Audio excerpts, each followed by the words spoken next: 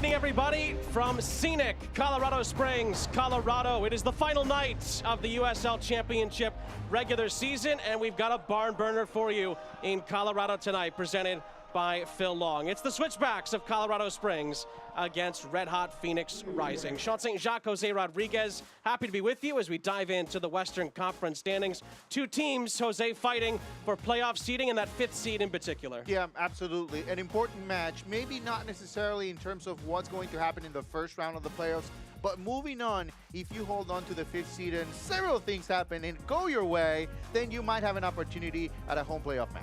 So we'll see how the table shakes out at the end of the night. Here's what the current bracket looks like. At the moment, the Switchbacks would be traveling to San Diego. Orange County would have a date with Phoenix, but of course, many of that could change by the end of the evening. Well, yeah, absolutely. It's very tight in the West, especially at the top. Well, second, third, and fourth place, separated by 1 point. So, a lot can change.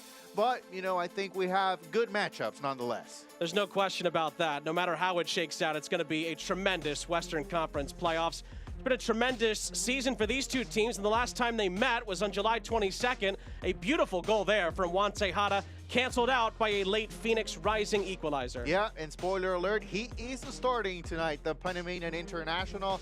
Very good player through the wings. A little bit of a sense of what both these teams were working on at that time in the year, and they have capitalized on that work because they are closing out the season in good form. We'll see what happens in the playoffs. They might end up meeting each other. Yeah, there's no question about that. Both teams capable of making deep runs. Our player to watch tonight is brought to you by Keg One Modelo, and it's the incomparable Jairo Enriquez who continues to have a stunning campaign. Another player of international caliber, not with the Salvadorian national team right now competing in Nations League, but available for Colorado Springs throughout a FIFA window. So important for him to take advantage of the opportunity. One of the top players for this squad, without a doubt, in 2023.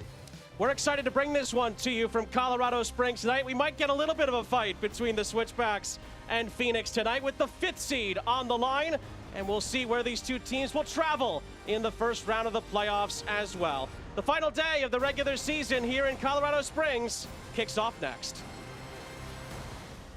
It's summertime, and if you're lucky, weather in your neighborhood could be coming to your neighborhood. Every Thursday, one lucky winner will get to host a weather party from their backyard.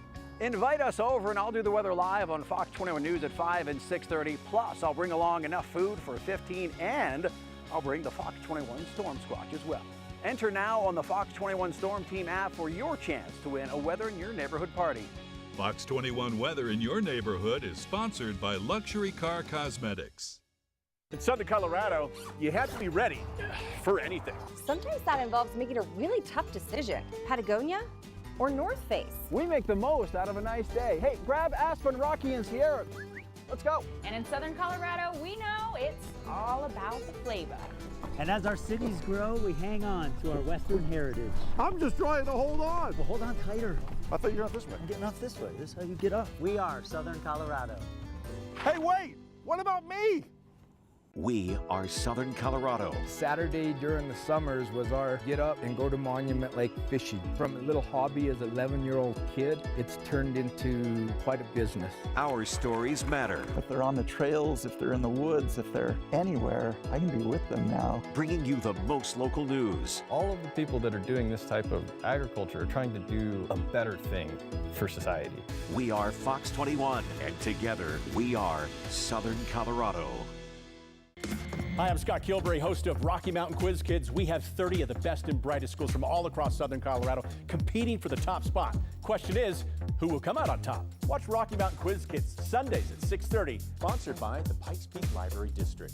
Burgers for the mind, tacos for the heart, and chili for the soul. We're Felipe's 109, home of the taco burger. Local flavors, family owned, love, peace, green chili, y'all.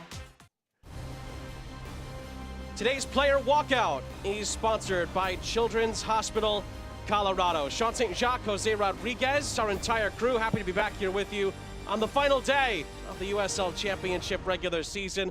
Colorado Springs taking on Phoenix Rising. Let's jump into the starting lineups brought to you by Phil Long. Stephen Hogan's starting 11 for the Switchbacks without Romario Williams, who's on international duty, looks like this.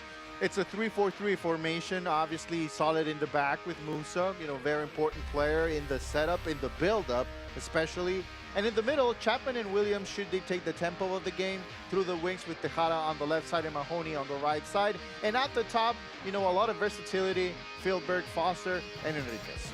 Big news as well, Zach Zandy on the bench today. He's been out for a big chunk of the season with an injury. He's back in the fold tonight.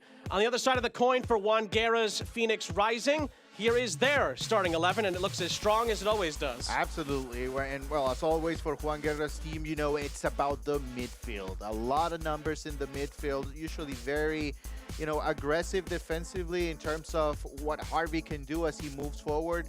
But if they win the midfield battle, they'll be in pretty good shape. And at the top, Trejo and Arteaga, two solid strikers, you know, at the top of the list in USL Championship always. And certainly some big players off the bench with Panos Armanakis and Eddie Munjoma in particular in reserve tonight for the visitors, Phoenix Rising, who are trying to usurp the Switchbacks for the number 5 seed in the USL Championship playoffs. That's the biggest thing that's on the line tonight in front of a big crowd here in Colorado Springs. And the Switchbacks in their powder blues will kick us off, going from left to right on this final night of the regular season. Both of these two teams know that they will be in the bracket when it comes out at the end of the weekend, but where in particular will they be sitting? That's what this game will decide. Either Phoenix will stay in the 6th spot or they will jump into the 5 seed, and Colorado Springs are trying to hold on to that number 5 slot. And of course, as the night goes on as well, we'll be keeping an eye on some of the other fixtures that are live, but also that will be happening later on, because that will determine who these two teams will play, where they will have to travel in the first round of the USL Championship playoffs. Second meeting between these two this season. We highlighted it earlier, July 22nd. Juan Tejada with an absolutely wonderful finish to give the Switchbacks the lead in Phoenix. However, Danny Trejo with a 90th minute equalizer helped Phoenix salvage a point. And of course, the situation tonight as far as the 5 seed is pretty straightforward. If the Switchbacks get a result, a draw or a win, they will be the 5 seed in the USL Championship playoffs. Phoenix, to get to the 5 seed, needs a win and a win only.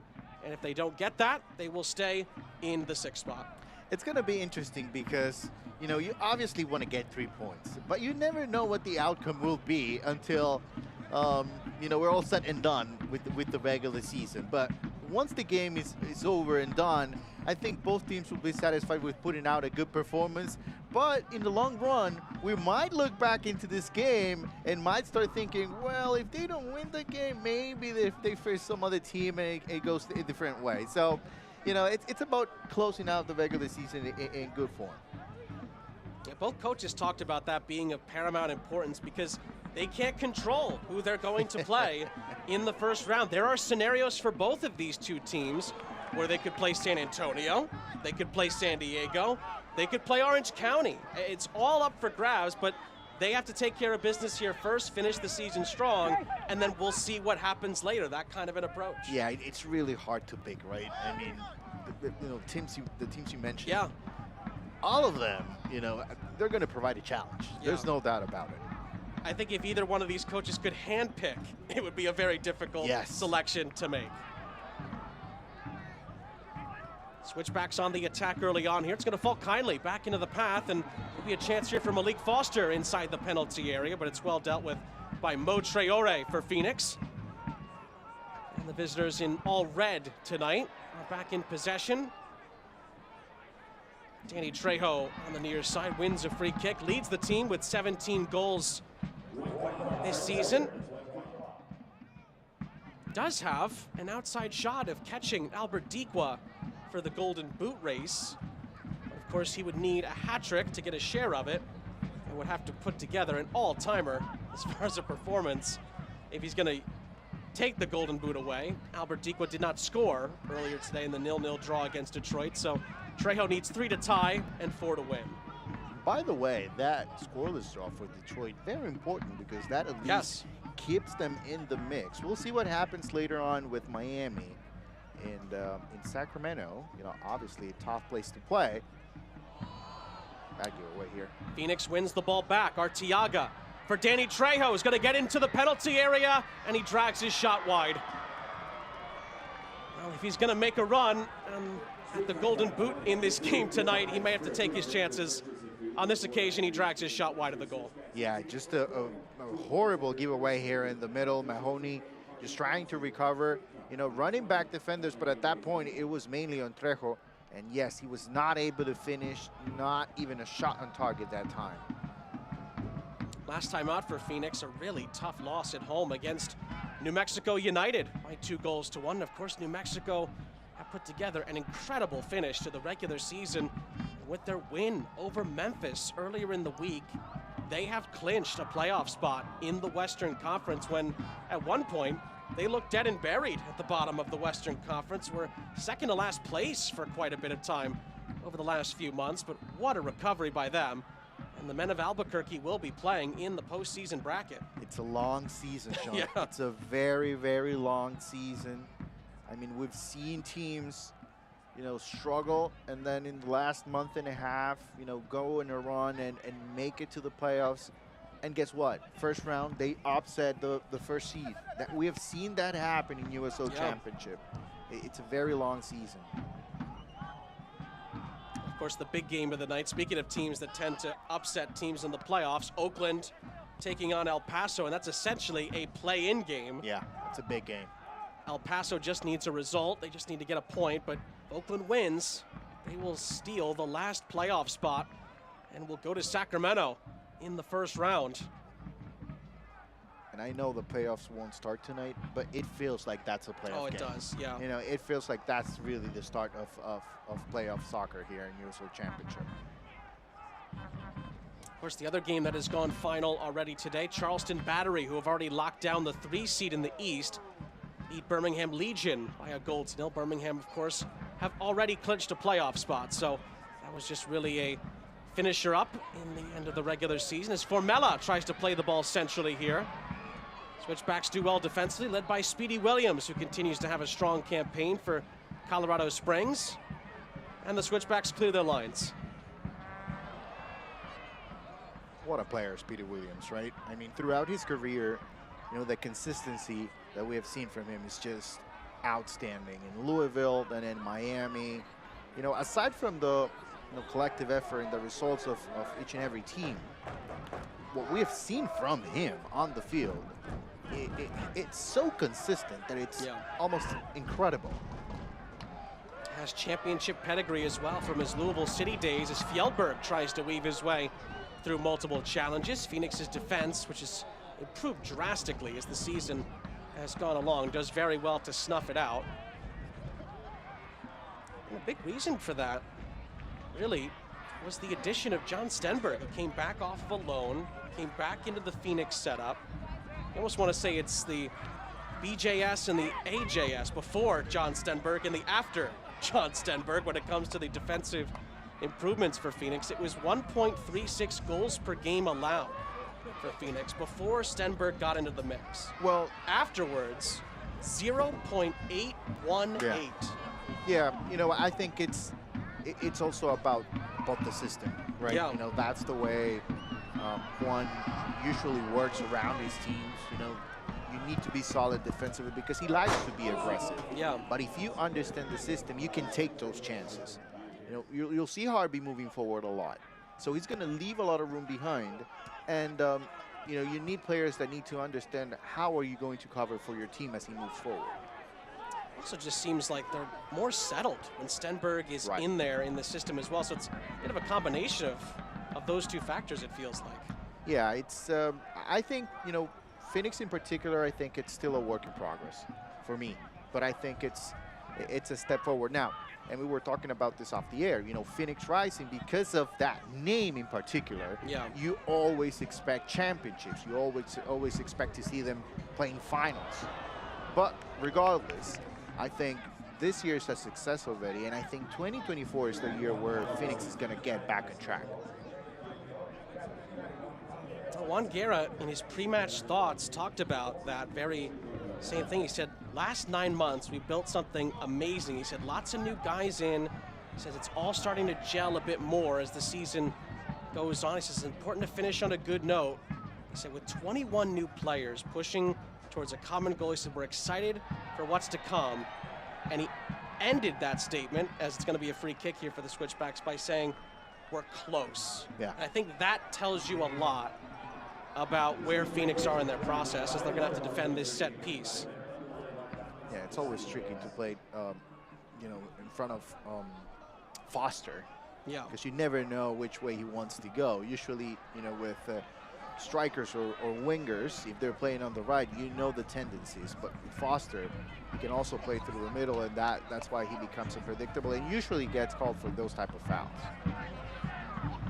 There's 2 more games going on as we speak. The RGV game against Loudoun doesn't have a ton of meaning behind it anymore because of the tremendous run that New Mexico has gone on the last couple of weeks. Loudoun leaded by 1-0 in that game, but there is another game going on with plenty of significance. Louisville against Tampa Bay, and it was 1-1 last time we checked, Jose. However, the Rowdies have put 2 more past Louisville, and as they approach halftime, the Rowdies in Louisville lead by 3-1. And the reason that one matters is because if Louisville can't win the match, they will be going on the road in the first round of the playoffs, likely to Memphis, and that is not where we tend to see Louisville City. Yeah, not at all. Offside flag is up against Fjellberg.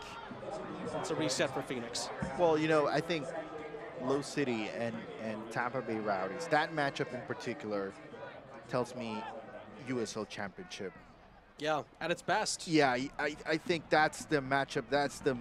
It's kind of a must-watch, even at this point in the season, and with both teams already qualified to the playoffs. It's just solid match all around, every single time. In for Arteaga, meanwhile, and that just skims off the top of his head. Formella in the area as well, but it's going to trickle out of play for a goal kick. Well, I think so far it's mainly about the middle of the field for both teams. You know, it's still early, just over the first 10 minutes of the match, but it seems like it's a competitive match, and it really doesn't feel like both teams have already qualified. I think that, you know, both of them came out with a little bit of a sense of urgency, which is great to see. Yeah, both Stephen Hogan and Juan Guerra talked about finishing on a high note, trying to take some momentum into the postseason. Stephen Hogan actually had a great comment that Juan Guerra and him will likely have a drink after the game is over. They're so close as far as their friendship is concerned. And the Switchbacks could get the opening chance here. It's in behind, and it's the opening goal. Juan Tejada strikes against Phoenix yet again. Scored against them in Arizona back in July. He scores against them again on the final night of the season to give the Switchbacks a 1-0 lead. The Panamanian international playing in more of a central role here tonight. And Lacroix with a great play here on the left. Initially, he's able to move past Cuello, then takes his time, makes the right decision, and it's an easy finish inside the box for Tejada. Just very well executed play here. A lot of credit, of course, to Lacroix as he moves forward and provides an outlet for his team. And the final touch from Tejada. Great effort. It's his 6th goal of the season. Juan Tejada is now the 2nd leading goal scorer for the Switchbacks, behind the 15, the absent Romario Williams. And we said in the open that without Romario Williams in the lineup, other players will have to step up. Enter Juan Tejada. Yep, you know, a surprising role here tonight. I think he has the quality to play in that position, but mainly throughout his career, we've seen him through the wings. If you get him opportunities, he'll find a way to finish, and that's exactly what happened here. Trejo on the other end for Phoenix. Couple of step overs, he gets into the penalty area, decent cross, and at the back stick, it's gonna be chopped back to Trejo, who plays it centrally, and then the offside flag is up. Herrera dealt with the situation anyway on the back end of the sequence, but Phoenix's attack is stalled by the offside flag. Well, then again, you know, it's good ball movement initially, and then Trejo with the individual play. A hand on the ball initially, probably that prevents Darnell King from having a clear shot on goal. He needed to wait a little bit longer to get the ball. And that's where the timing of the play was not exactly what Phoenix Rising needed, but a great response nonetheless, an opportunity just a few seconds after conceding. That's exactly what you want to see from Phoenix.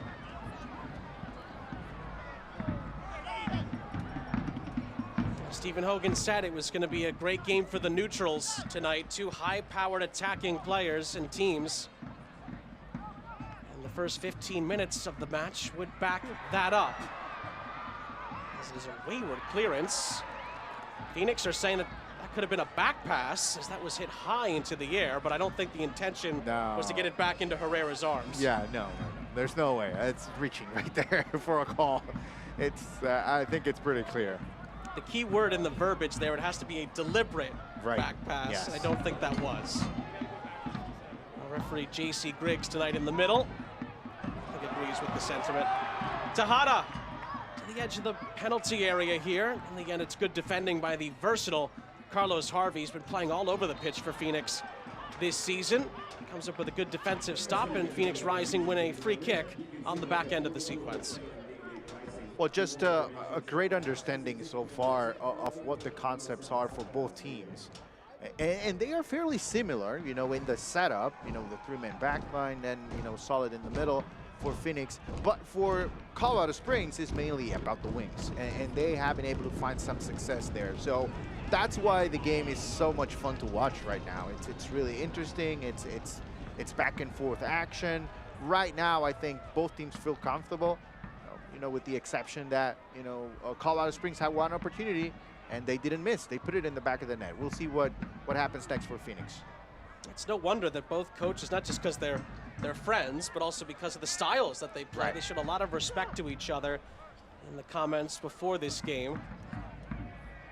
And again, for those just tuning in, the biggest thing that our game has up for grabs is this 5 seed, and Colorado Springs has the inside track. Arteaga tried to change that.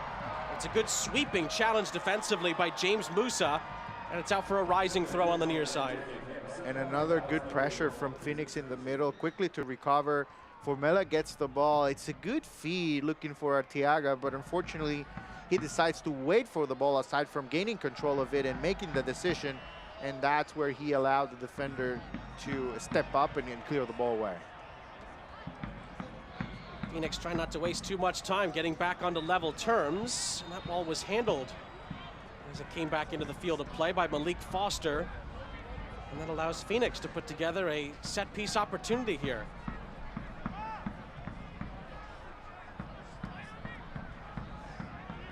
Jose Hernandez and Will Cuejo going to stand over it.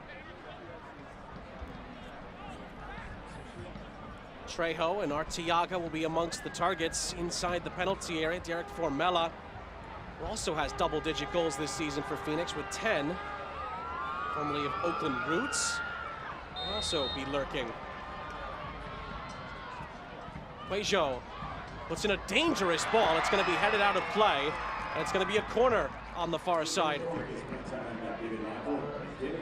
It did look like that it was going to be a decent ball in. Chapman there defensively, and it's a McDivitt Law Firm corner. We're in your corner. A chance again for Phoenix to build via the set piece.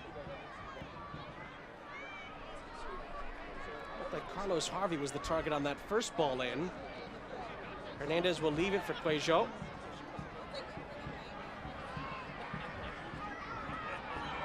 He's going to play it short to Hernandez. So look for a different angle. A slice back to the edge of the penalty area. Arteaga heads it down centrally. Trejo's in the middle. It's taken away from him. And it's recycled in the end by Darnell King. Cuejo again. It's a dangerous ball again, looking for Arteaga. It's over his head, and it's out for a goal kick.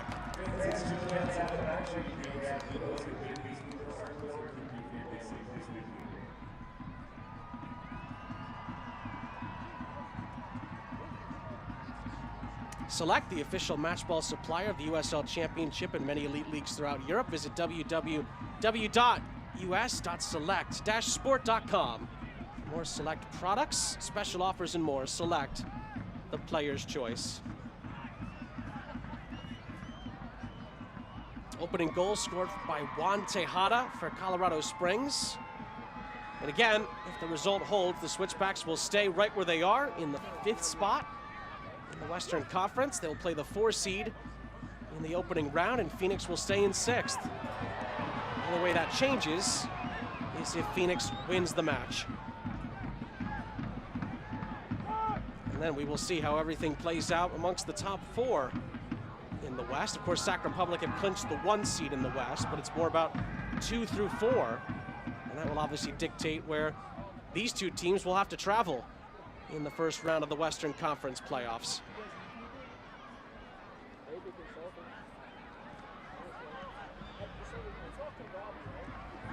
Of course, there's a potential scenario for some interesting matchups. Also, some rematches are potentially in the offing as well. Orange County and Colorado Springs have met before in the playoffs. A 3-6 game a couple of years ago. Orange County won that game. They went on to win the whole thing back in 2021. Yeah, a huge turnaround for Orange County from last year to this year. It's been great to watch the team develop, and you know, I think similar scenario as well with Charleston. Yeah. Ben Pierman again, man, solid candidate for, you know, Coach of the Year. Ben Pierman, again, he was able to just transform a team that did struggle a lot in 2022. I'll tell you what, the playoffs are looking really, really good from the get-go. There's not one matchup that is not interesting. Switchbacks are in again. Ball is lofted into the middle. It's not definitively cleared and falls for Fjellberg, who takes aim. And the shot is headed away before Rios Novo had to make a save. It's going to go out of play for a corner. Well, the second ball is always very important. And, you know, again, this time it's Colorado Springs first to the ball. Clearing through the middle, always very tricky and usually not necessarily good news. But this time a good block in the end and a corner kick here for the Switchbacks. It is a Tiro Price corner kick. Or Jairo Enriquez scored a magnificent goal here, an overhead bicycle kick against Sac Republic a few match days ago. Could end up going down as one of, if not the goal of the season, frankly. USL Championship. He's hoping to provide the service on this occasion. The service is rather good. He tries to find Tejada. That just skims past him. Fjellberg does well to keep the ball in play and could re-enter the play. Tries to cross into the middle. Tejada does well to hold it up. It's back in behind, and Fjellberg could be in. It's blocked out for a corner. Phoenix looked for the offside flag, but it's going to be a corner on the far side. Yeah, I think the assistant referee is good on this one. There was no offside, a beautiful feed. It's just too slow as Fjellberg made the decision to take the shot.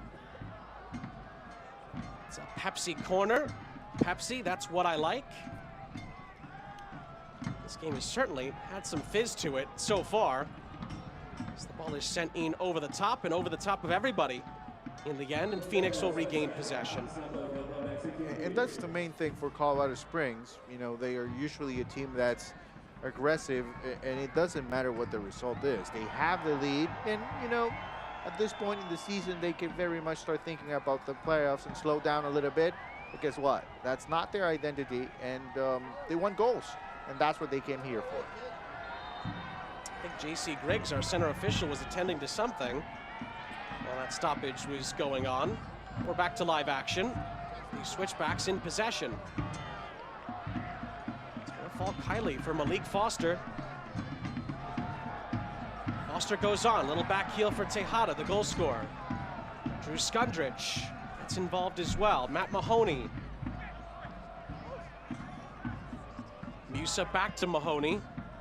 On the near side, midway through the first half, Tejada's goal has Colorado Springs in front. Foster, lovely little step over. He stays with the play. Centering pass for Enriquez, who tried a cheeky little back heel. Still a chance for Lacroix. Lacroix is forced all the way back in the end to James Musa. Speedy Williams. Lacroix.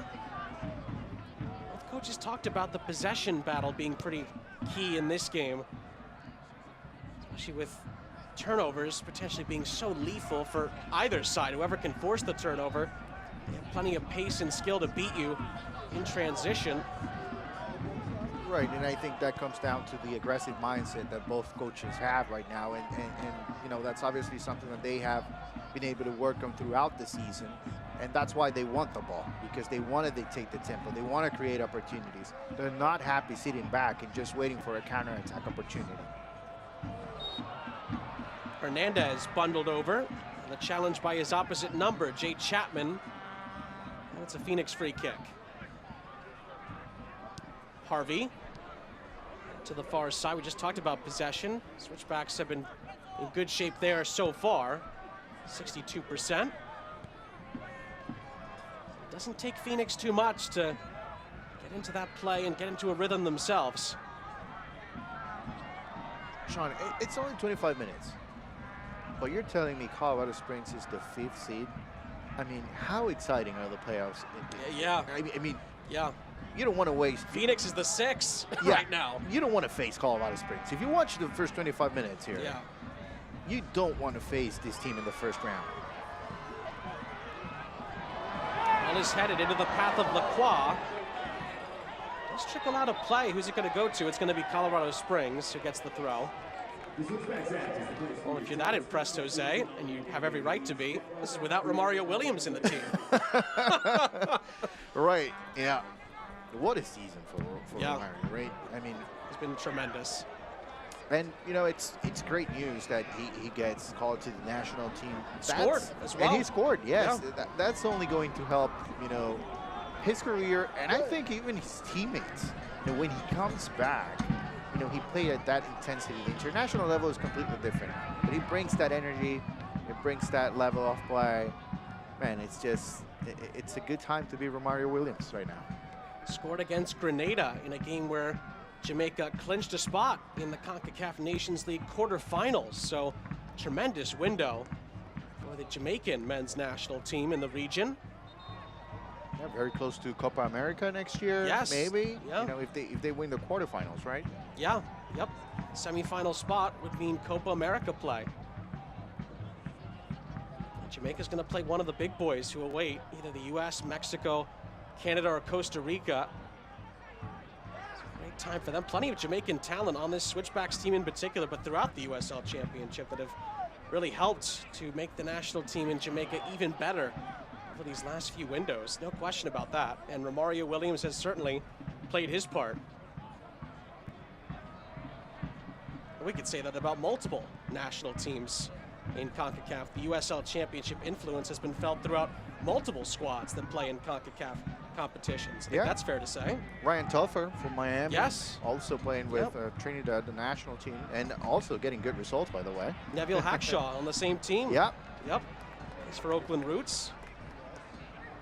We'll have a huge game later on tonight. I think everyone knows at this point that that's essentially a playoff game in itself against El Paso. Oakland has to win it, or El Paso gets the final playoff spot in the West. Just can't wait for that game. Yeah. Oof, it's going to be very, very interesting. I can only imagine what the crowd is going to be like. It's incredible. That late night window is going to be tremendous, no question. Oakland against El Paso, Miami needing a result against the Western Conference regular season winners in Sac Republic, in Sacramento. So plenty of drama still to come in our game, but of course in the night sections as well. Miami's also one of those teams, you know, late surging in the season that you don't want to face in the first round because they got nothing to lose, and yet they're in very good form. Formella just tried to thread the ball through for Manuel Arteaga, who almost did the splits as he tried to get on the end of it.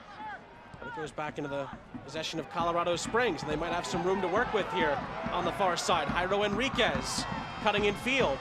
Fjellberg tried to make one more pass. In the end, he was thwarted.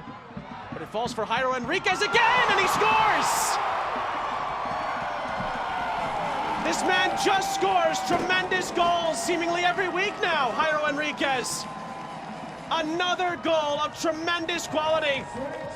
And the Switchbacks double their lead before the half-an-hour mark in front of a big-time crowd at Widener Field. Just a perfectly executed play which, by the way, it was not the only option, and that tells you a lot about this team. You battle through the middle. Enriquez knows exactly what he wants to do. But let me tell you, he has two more choices on the right side because Skundrich and Foster made a run. That opened up plenty of room for him to take the shot. It's very, very well taken. The ball bounces in front of the goalkeeper, which makes it almost impossible to stop. A great, great finish. And what a season it has been as well for Jairo Enriquez. This is the perfect way to close out the regular season. A lot more to come for the Salvadorian international. His 6th goal of the season to match Tejada's season output. When you don't have your leading goal scorer, it helps when your next 2 leading goal scorers can step up. Yeah, it's you know, I think that's the key to this team. You know, where can you find you know, that camaraderie in terms of, okay, my top goal scorer is not here, but I'm going to step up. I'm going to help my team. And I think that's what we're seeing right now from Colorado Springs. Everybody wants to contribute.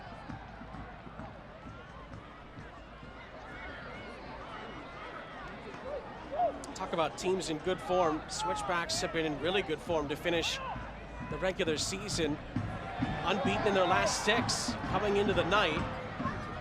They'll be trying to make it 7 and then hope to win in the first round of the playoffs and see what happens from there. I think sometimes people forget that the Switchbacks were a game away from the final last season. San Antonio beat them in the Western Conference final and went on to win the championship last season at Louisville's expense. As Phoenix wins a free kick off of Jay Chapman. But there were definitely some tough parts of the season this year. No Haji Berry, no Michi Galina. 2 big losses. Brendan Burke, the head coach, goes to Houston Dynamo in MLS as Phoenix looked to get one back here, but the ball is headed out of trouble. And that's going to be a free kick as Enriquez leaves a boot in on the challenge with Zambrano. Phoenix gets a set piece.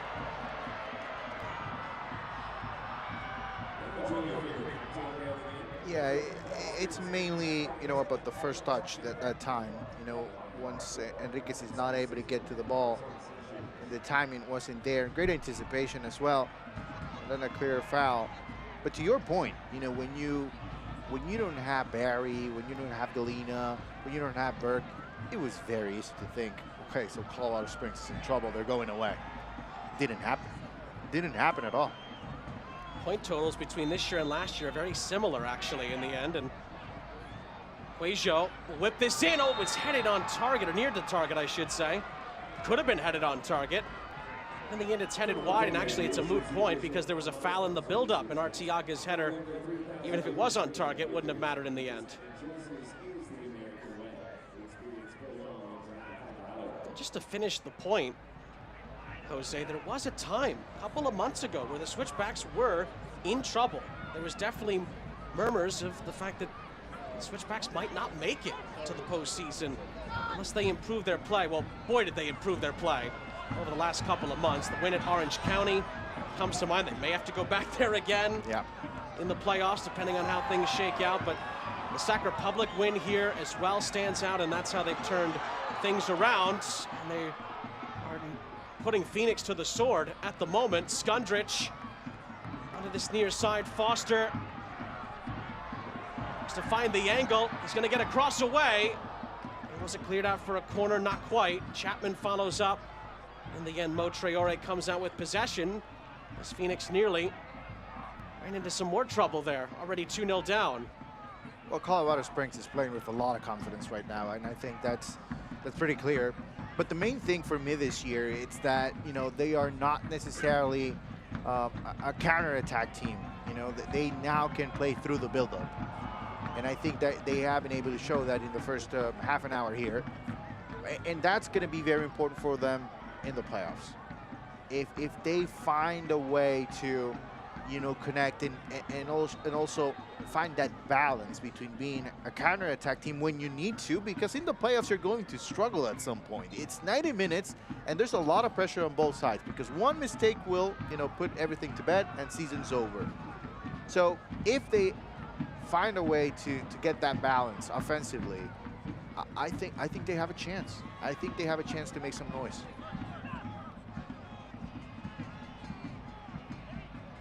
Quajo Finds some space for Phoenix. Has to be forced back ever so slightly, but he gets the ball back from Zambrano, and he's bundled over. Fjellberg and Chapman involved in the challenge.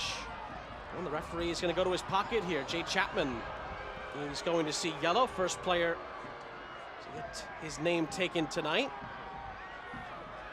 Yeah, and Chapman is not upset with the yellow. He understands that he committed a foul a few minutes ago in the middle, similar to this one. But he's upset with Fjellberg because he needed to step up in front of the ball. And that's where, you know, the mistake comes from his teammate, not necessarily from the referee or upset about it. It's a diversus health yellow card. Mental health and well-being for all. Remember to take a moment to breathe. As the set piece fizzles out for Phoenix, and Malik Foster's a one-man wrecking crew in transition. The return pass to him from Enriquez doesn't quite get back to him, and Carlos Harvey tries to stride forward for Phoenix Rising. Trejo in support, as is Formella. Zambrano looks to switch the point of the attack. Finds Darnell King. King, out wide for Quajo. He set all the way back for Darnell King, one of the leaders for Phoenix Rising over the years. Certainly this season. 10 minutes left in the half. The Switchbacks up by 2. A chance here for Traore. Formella on the near side. Square pass to Hernandez. Formella on the return. Trejo in behind. Great ball across. It's chopped down. Skundrich clears it. Right to Quajo. Oh, fantastic save by Herrera. Phoenix look to recycle the play. Harvey is forced back by Fjellberg. After Phoenix played right through the Switchbacks that time, but Christian Herrera, who's had a tremendous season himself, makes the save. Now the Switchbacks come back the other way. Lacroix has Tejada in the middle. Lacroix is going to try to find him, and it's deflected out of play for a Switchbacks corner. Foster was lurking as well, and it'll be another set piece for the hosts. Are we 100% sure this is not a playoff game? Because it really looks like one right now.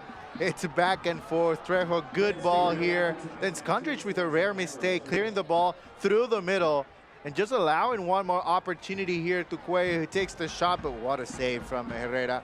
And then to the other side we go very quickly in a matter of seconds. And I think Colorado Springs missed an opportunity with Foster in the back post. He was wide open.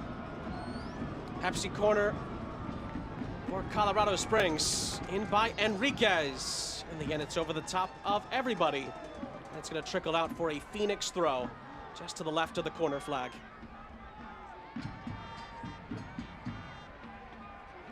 Well, we talked about earlier how good these two teams can be in transition. And over the last, well, let's say a minute and a half, a track meet broke out here at Widener Field. Here's Trejo. Looks to lead Phoenix back into the match here. Has Arteaga, has Quajo. And again, has to settle for a deflected pass to Hernandez.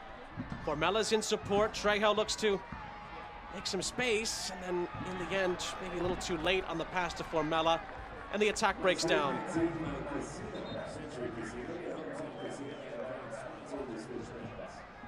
Defensive work there by Drew Skundrich. As we remind you to not miss a minute of the action in 2023, whether your club is on the road or at home. Catch nearly every second of the USL Championship action on ESPN Plus, including the playoffs. And the home to the USL La Liga, the Bundesliga, UFC, and more. Sign up today at plus.espn.com.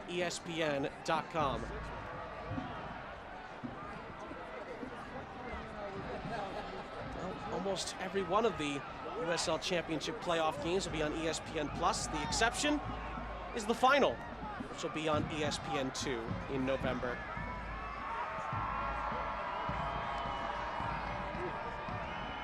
And that's really what everyone's fighting for, just to get a shot to try and get to the championship game, a chance to play for silverware. Zambrano. A leak over the top for Quajo, who is going to get to it and keeps it in play only for a moment. And it does trickle out for a goal kick. Well, there's storylines abound as far as the USL Championship playoffs. Can San Antonio repeat as champions? We haven't seen that since Louisville did it back in 17 and in 18.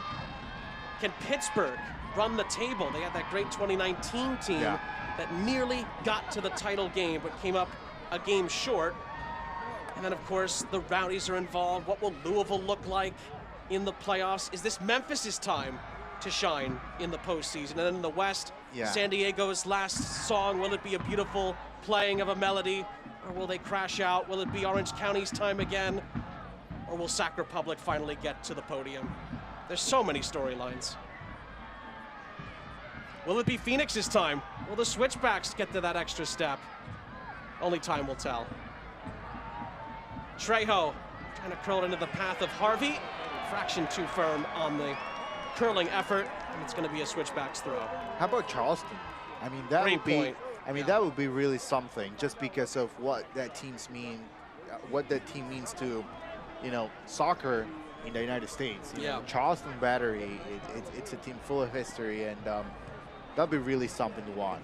A couple of sneaky teams to look out for as well, maybe the dark horses, if you will. Indy 11.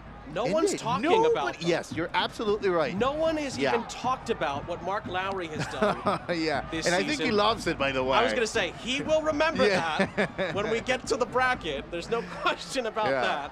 They're a team that if you're not thinking about them, you might want to. As Tejada could get him behind again, and his touch eludes him just barely in front of Rocco Rios Novo.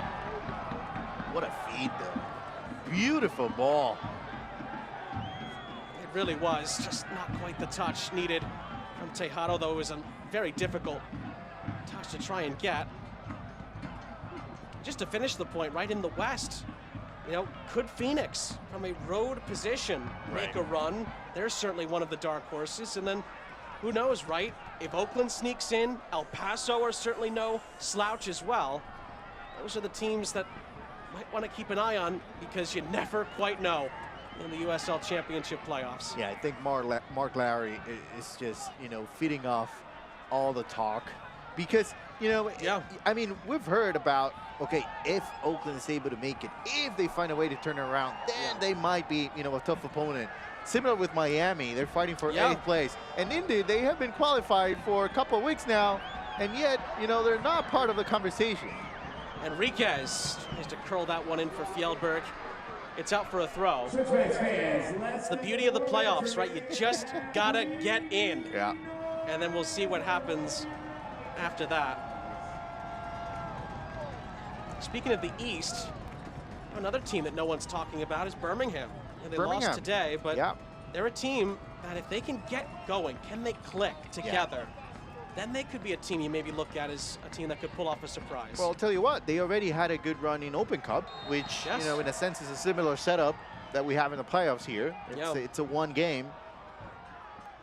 It's an elimination game every week, so you know, we'll see. Carlos Harvey gets a talking to after that challenge. 3 minutes plus stoppage time left. They're on the same page, it appears. J.C. Griggs and Carlos Harvey. Well, that's what makes Pittsburgh in particular so dangerous, right? They've become the regular season Players' Shield champions, the best record in the league, most points, I should say, in the league, and they made that quarterfinal run in the Open Cup as well. They can beat you over the long stretch, over the marathon, and over the sprint, and that might be what puts them in very good position. This is an underline set piece. Underline.com/COS as the Switchbacks look for another. It's going to be headed out of play just over the head of Drew Skundrich at the back post. And it's going to be a T-Row Price corner for Colorado Springs. They look to really stamp their authority on proceedings before the end of a very good first half for the hosts. Yeah, at this point for Phoenix, it's not necessarily about scoring the first goal, but just not allowing the third one. Enriquez, dangerous ball back in, and it was flicked away before anyone in blue could really attack it. Jay Chapman will recycle the play back to Lacroix.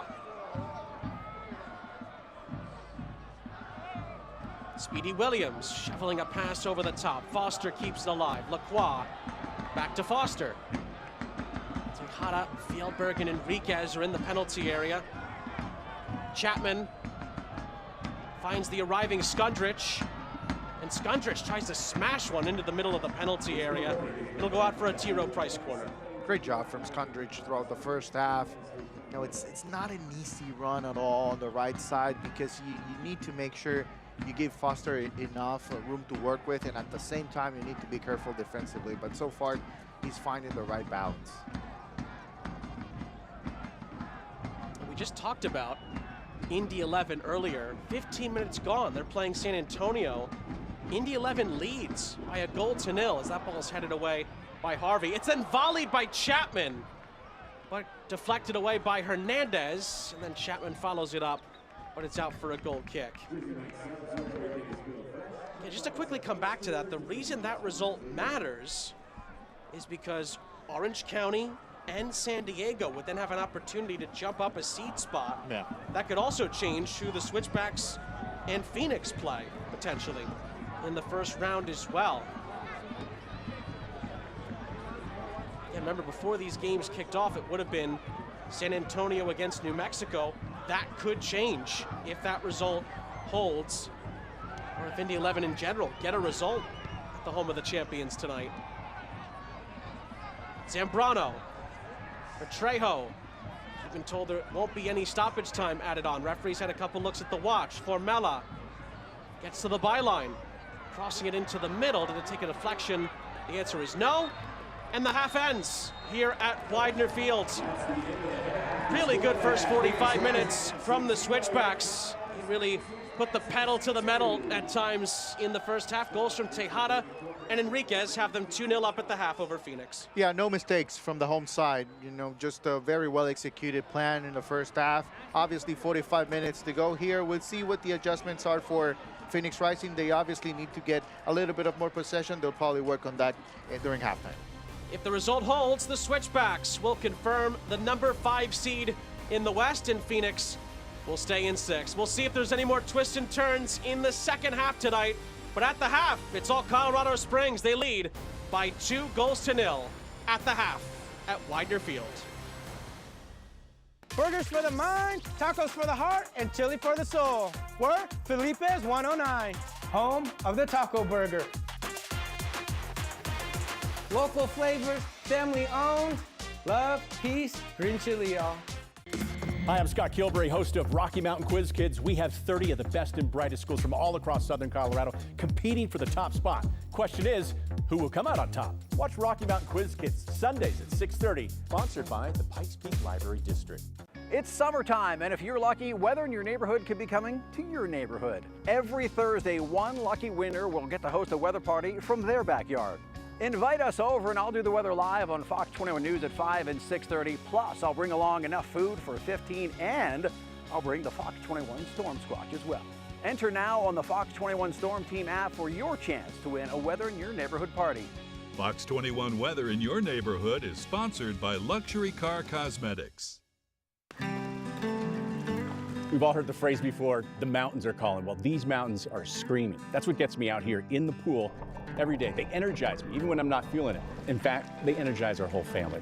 We have done so much more outside in Colorado, hiking, biking, swimming, fishing, skiing, you name it, and we owe it to the mountains. They literally take your breath away. Watch Scott Kilbury on Fox 21 Local News, weeknights at 5, 6:30, 9, and 10. In Southern Colorado, you have to be ready for anything. Sometimes that involves making a really tough decision. Patagonia or North Face? We make the most out of a nice day. Hey, grab Aspen, Rocky, and Sierra. Let's go. And in Southern Colorado, we know it's all about the flavor. And as our cities grow, we hang on to our Western heritage. I'm just trying to hold on. Well, hold on tighter. I thought you were off this way. I'm getting off this way. This is how you get up. We are Southern Colorado. Hey, wait! What about me? Back at the half here at Widener Field in Colorado Springs. It's the Switchbacks 2.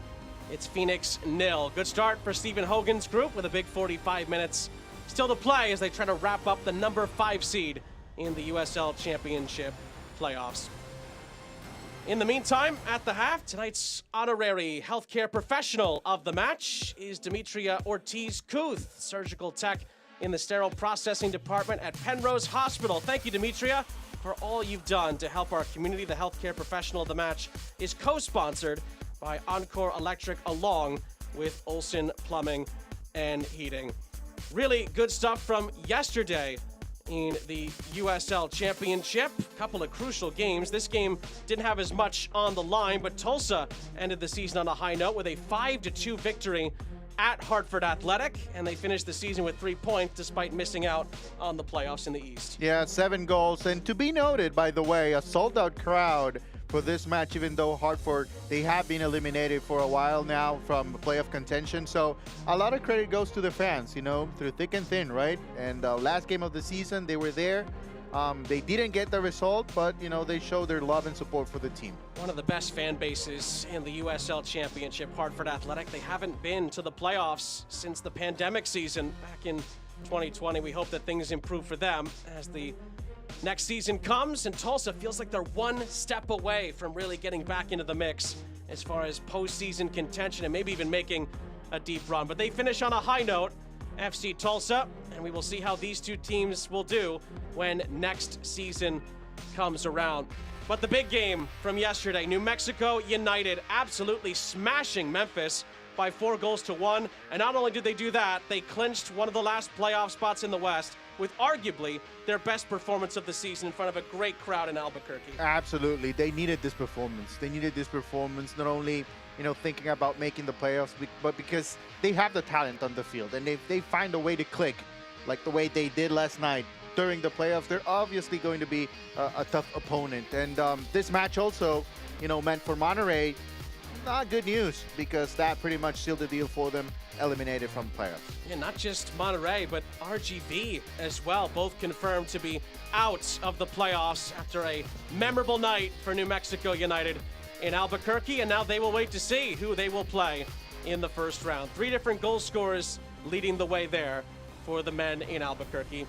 At the half here, it is the Switchbacks 2, it is Phoenix 0. We'll look around the league with news and notes, the upcoming schedule, and the scoreboard. Let you know what's going on around the league on the last night of the regular season.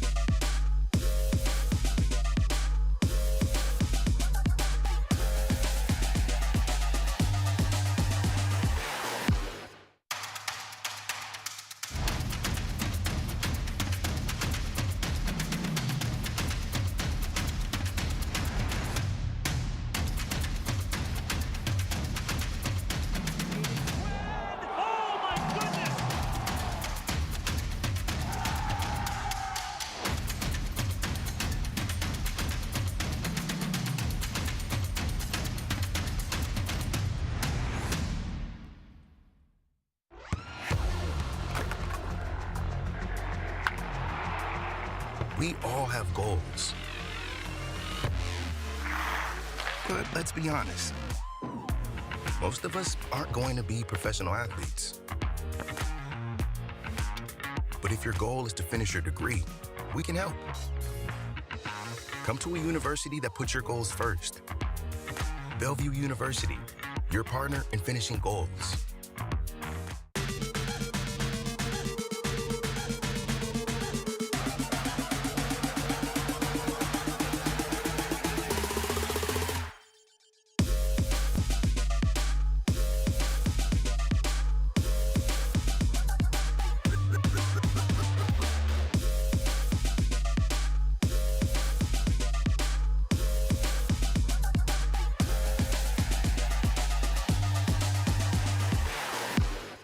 It's summertime, and if you're lucky, weather in your neighborhood could be coming to your neighborhood. Every Thursday, one lucky winner will get to host a weather party from their backyard. Invite us over, and I'll do the weather live on Fox 21 News at 5 and 6:30. Plus, I'll bring along enough food for 15, and I'll bring the Fox 21 Storm Squatch as well. Enter now on the Fox 21 Storm Team app for your chance to win a weather in your neighborhood party. Fox 21 Weather in your neighborhood is sponsored by Luxury Car Cosmetics.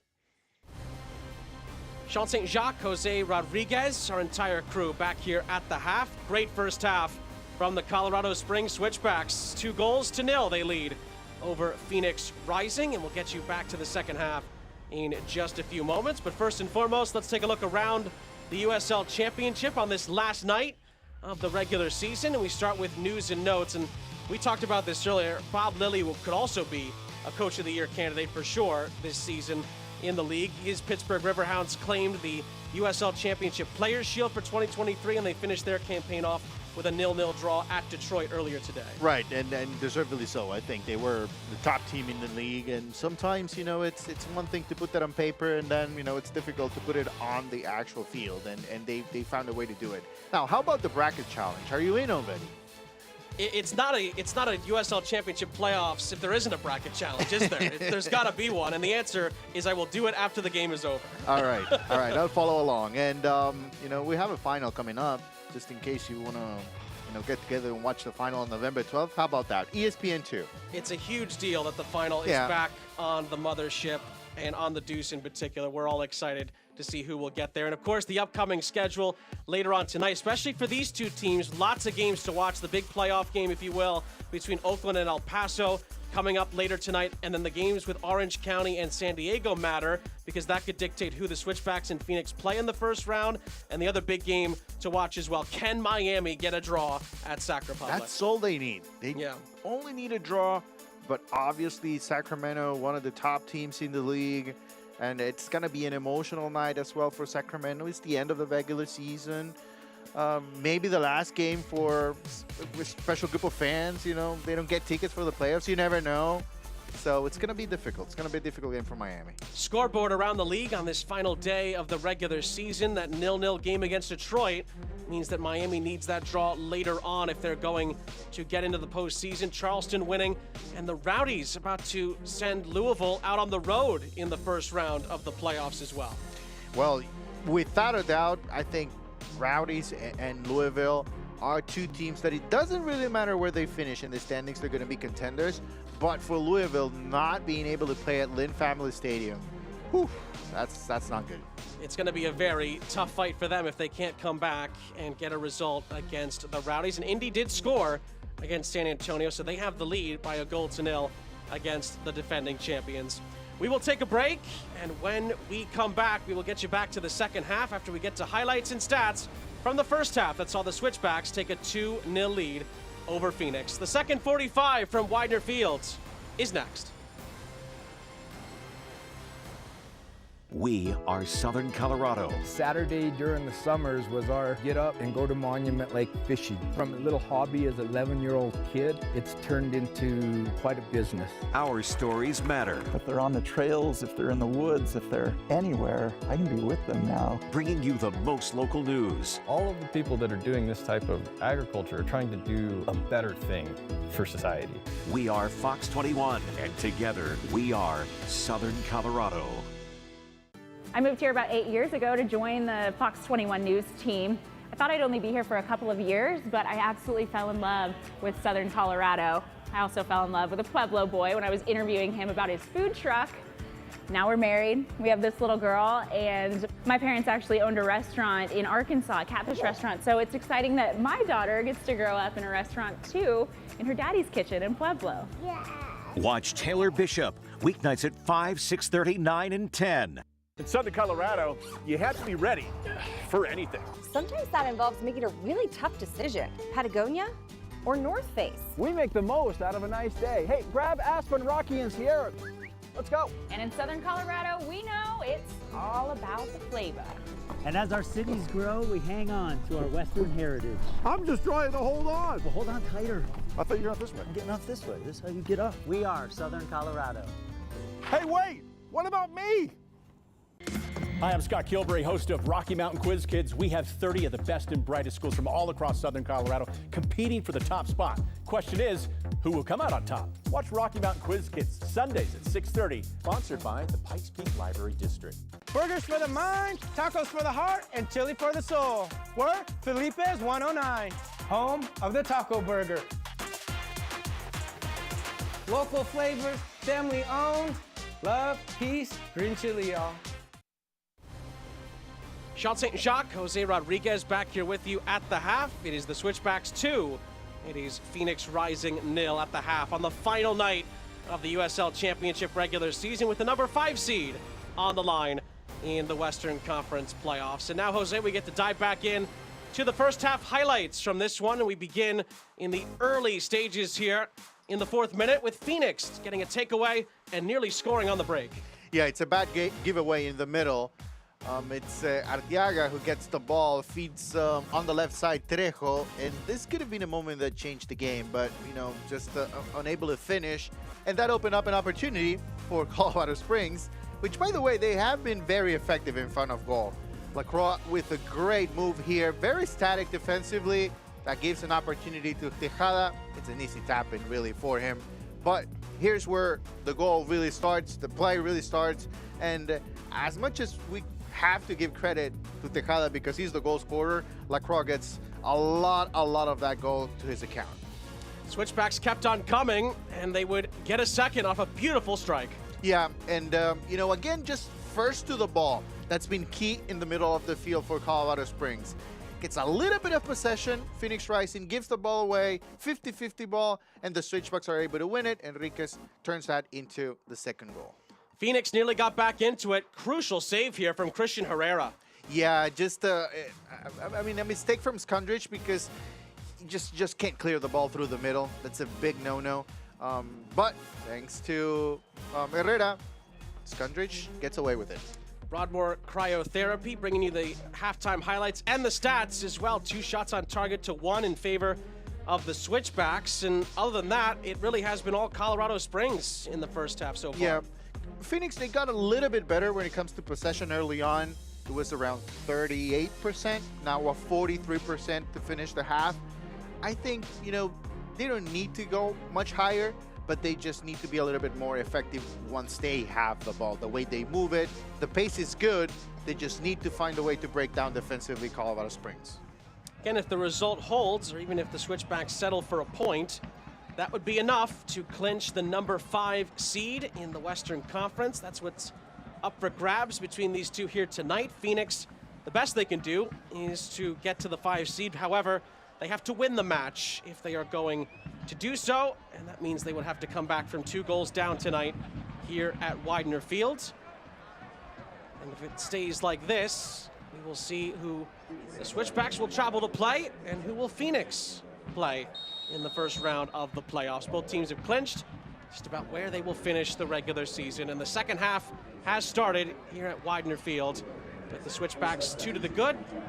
Great finishes from Tejada and in particular Jairo Enriquez, and they have stepped up certainly in the absence of leading goal scorer Romario Williams. Phoenix might need Danny Trejo to get back in the Golden Boot conversation if they are going to get back into this game, but maybe an early chance here with Formella onto the attack. He leaves it for Carlos Harvey, who lets fly.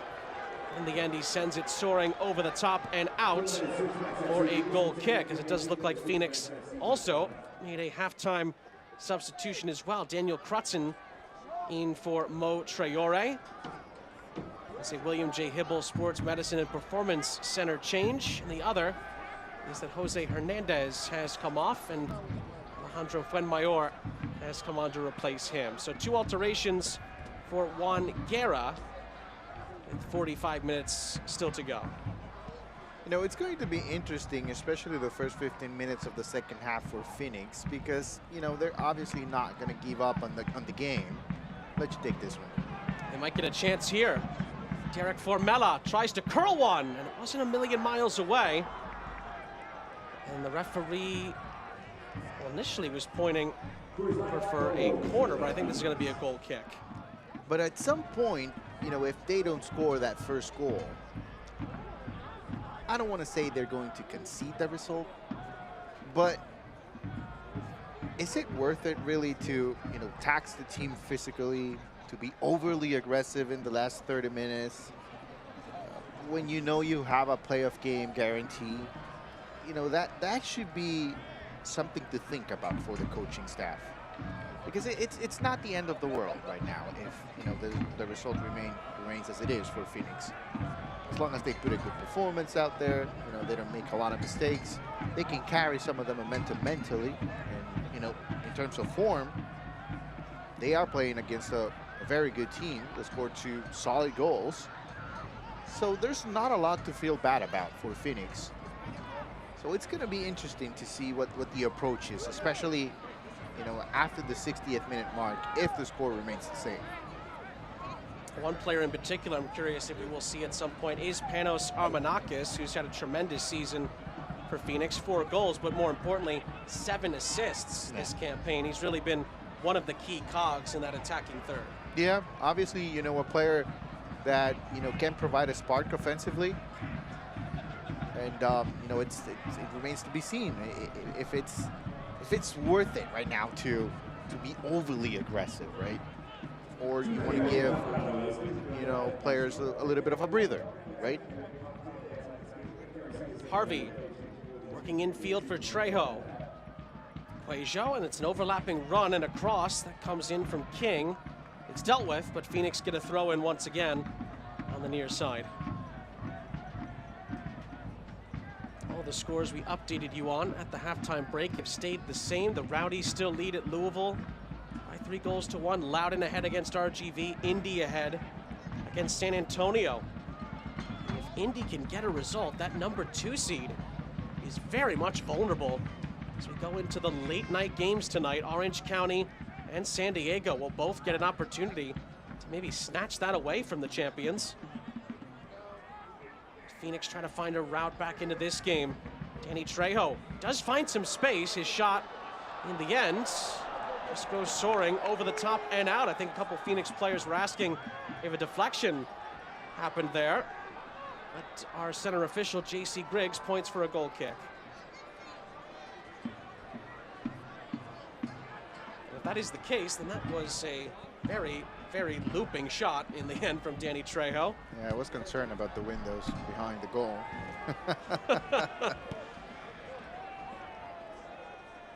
All the way back for Christian Herrera, who's had a tremendous season for the Switchbacks. I think with all the attacking talent that Stephen Hogan has at his disposal, Christian Herrera doesn't always get the just due that he deserves. Tied for 8th in the league with 9 clean sheets this season. He's one of the best goalkeepers in the league as his attacking side nearly creates another chance. Foster, in the end, has his pass cut out.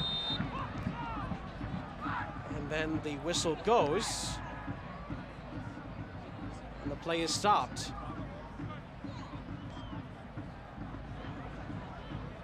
Stenberg was able to get in front of Foster to cut out the pass on the last sequence. It's going to be Phoenix's ball, and actually looks like a Switchbacks player was offside. That's why the play went all the way back for a Phoenix free kick.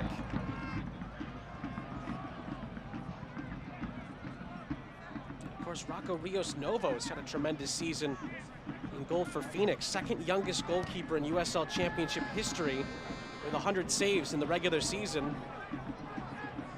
Trejo's pass is deflected. King's ball back in was searching. Cuejo not close enough to really attack it. A couple of lovely touches from Juan Tejada. Gets the Switchbacks on their way in transition. Malik Foster has Jairo Enriquez ahead of him. Handball appeals come in. Foster tries to track the ball back down. And Crutzen comes away with it and finds Cuejo. In the end, the Switchbacks get possession right back.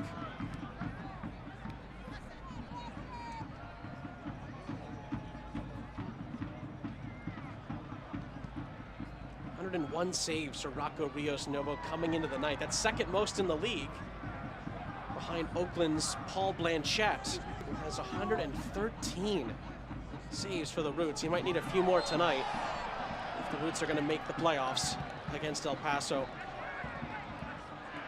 It's a foul and a free kick for Colorado Springs.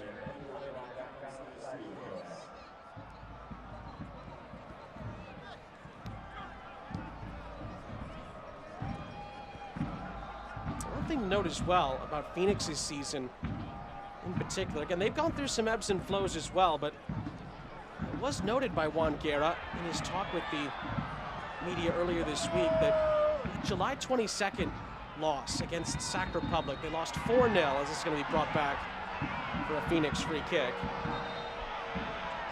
There's a player down in the meanwhile. I'll get back to that thought in a second, as Arteaga is a bit slow to get up, and it gets a little frayed tempers-wise between the two teams. Yeah, I think probably for the first time in the game, it gets a little bit physical, right? You know, which is something that probably both teams want to try to stay away from. Here's another look.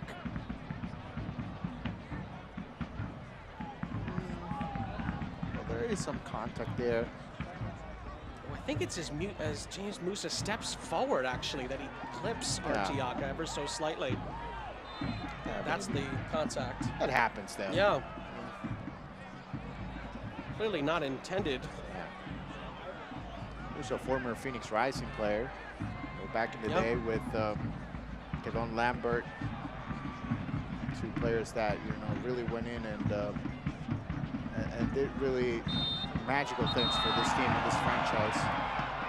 Quasia wins a foul and a free kick. Although I think the Switchbacks players and fans are reacting to the Chapman push at the back end, but it's that push initially which leads to the free kick, and then Chapman saying, well, I got pushed as well. But in the end, it's going to be a free kick for Phoenix. Injury stoppage brought to you by Centura Health. Just to go back to the earlier thought, July 22nd, Phoenix lost 4-0 against Sac Republic. Juan Guerra and his staff not happy with the way that it played out. Juan Guerra actually tweeted out a call out of his players on social media after the game finished up, or I should say the day after the game finished up, and just said that his team needed to answer the bell. They beat Monterey Bay the next time out in Seaside. Let's look to get a goal back here, but the offside flag is up. They beat Monterey Bay the next time out on the road. Since then, 6 wins, 3 defeats, and 3 draws to finish the season before tonight. Well, they answered the call, right? I mean, I think Juan, you know, it's taken his time, but he's building something really solid. Formella trying to get Phoenix back into this game, but the cross into the middle was tame in the end and easy for Christian Herrera. We look to settle things down as it's gotten a little chippy over the last few minutes. Some of that late season intensity is starting to show once again.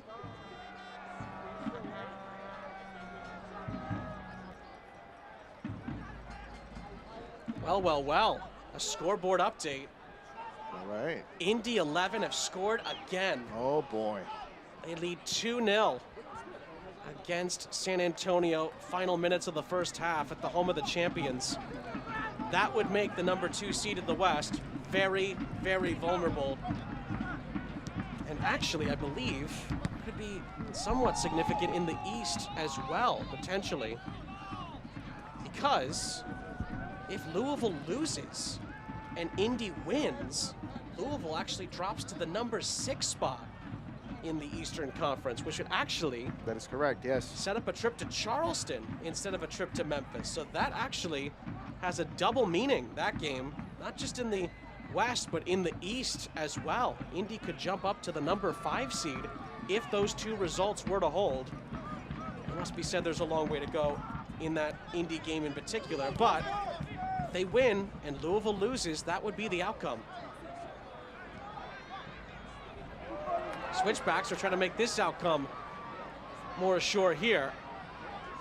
Foster, so dazzling when he gets on the ball. Tejada. Skundrich. It's going to be recycled back to the captain tonight, Matt Mahoney. Speedy Williams will retreat and will find his goalkeeper, Herrera. We talked about potential substitutions to see for Phoenix. I think the one that everyone wants to see here, if possible, is a Zach Zandy sighting. We will see if that plays out at the end of the game. That early, devastating injury that kept him out for essentially the whole season. But to have him back at this time of the season could just be massive for Stephen Hogan's group. One of the leaders on the team. Yeah, I think it would be the perfect scenario just because of the setup of this game. Obviously, if there was, you know, a lot on the line, then maybe you think about it. But he's going to come in with not a lot of pressure. So, you know, we might see that happen. It is a foul and a free kick. Another chance for the Switchbacks to create something from a set piece as we approach the hour mark here at a Great crowd, great atmosphere here at Widener Fields in Colorado. Fjellberg plays in Lacroix.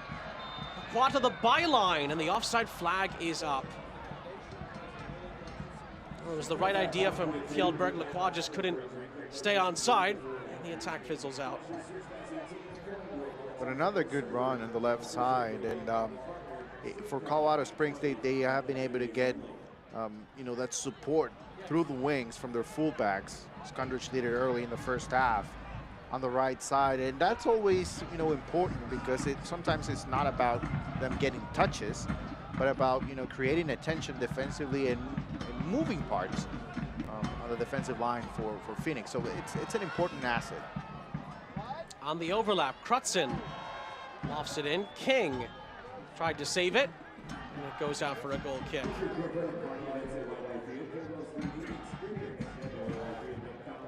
Can't watch the match? Turn on Sirius XM FC 157, North America's only 24/7 source for engaging soccer talk, including USL All Access, Tuesday nights at 7 Eastern. Plus hear live matches from the USL, MLS, English Premier League, and more, all on Sirius XM FC 157 and the SXM app.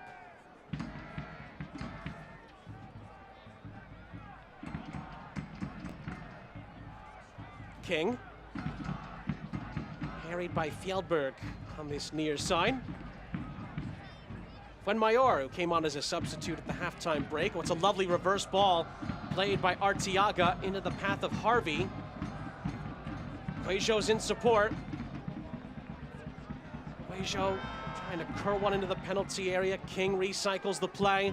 Cuejo again, clipping it into the penalty area. It's headed high into the air, and Chapman tries to facilitate the clearance. Enriquez finds Speedy Williams, but there was a little push in the back, and Phoenix will get a free kick in a pretty advantageous spot here. That's going to be a yellow card as well for the goal scorer, Jairo Enriquez. Yeah, I think the pass was too short, and I think that's where he runs into trouble. He knows exactly he made a mistake. Speedy was right there. So just a little bit of trust from Enriquez was needed. Other than that, you know, a good call from the referee. A diverse is health yellow card. Remember to take a moment to breathe. Just over half an hour left of the 90. As Phoenix tries to get a foothold into the game. As the Switchbacks are half an hour away from confirming themselves as the number 5 seed for the Western Conference playoffs, and sending Phoenix right where they began proceedings today on the final night of the regular season, in 6th. Cuejo is going to let one fly. It actually went through the wall for the Switchbacks. Phoenix are complaining that there was a touch on it, but it's going to be a goal kick. It did look like there was a deflection, but it's a goal kick. I think, you know, the next 5 minutes or so for Colorado Springs, we're going to have to start. We're going to see some movement from the bench. I think fresh legs are needed. I think this is the perfect scenario to give opportunities to some of those players that, you know, maybe didn't have a lot of minutes in the regular season against an opponent that's still fighting in Phoenix. So for Colorado Springs at this point, it's about managing not only the rest of the game, but also taking a first look into the playoffs.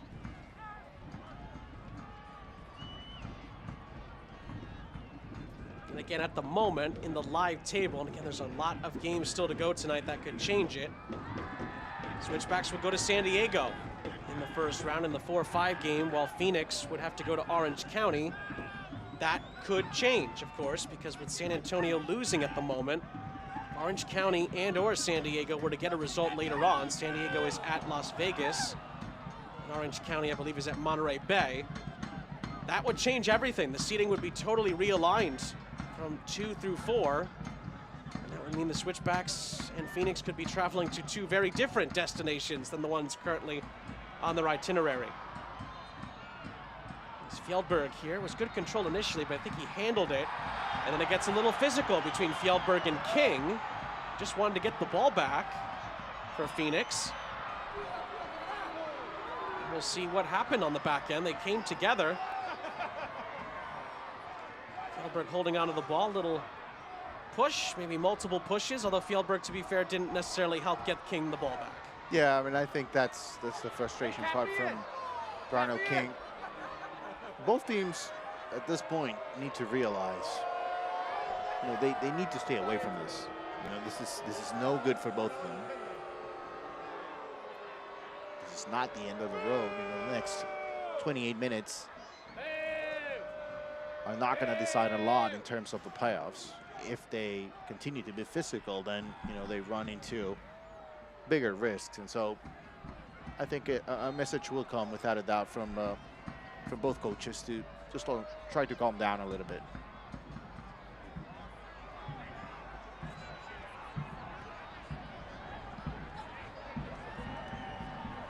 Williams is into the path of Fjellberg.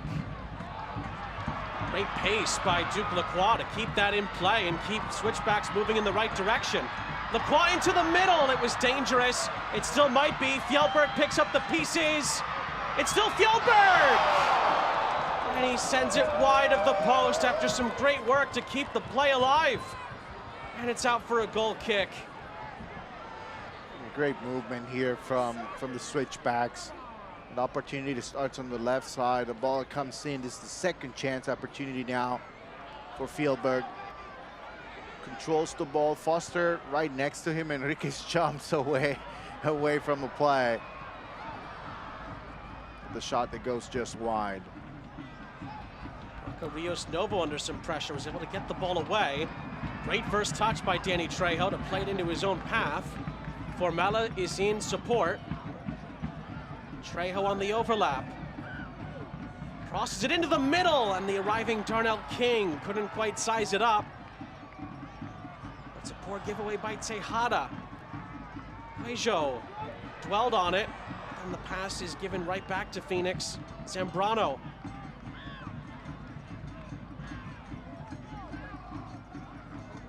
Trejo out wide. Sent ahead by the substitute, Daniel Krutzen. 25 minutes plus stoppage time. Still to go. At the moment, it's the Switchbacks in place for the 5 seed, and Phoenix would stay in 6th. There has been a goal. One of the other games, San Antonio's gotten one back. It's 2-1. As the champions are back into that game as they try to hold on for the number 2 overall seed in this Western Conference. Get back to that in a moment. Tejada. There's Speedy Williams. Almost both teams slowed down an octave or two there. Intensity went down a second or two, and the Switchbacks looked to take advantage, but then Harvey came back in and stifled the play. Almost as if both teams thought the whistle had gone. The play continued on, and nothing came of it in the end.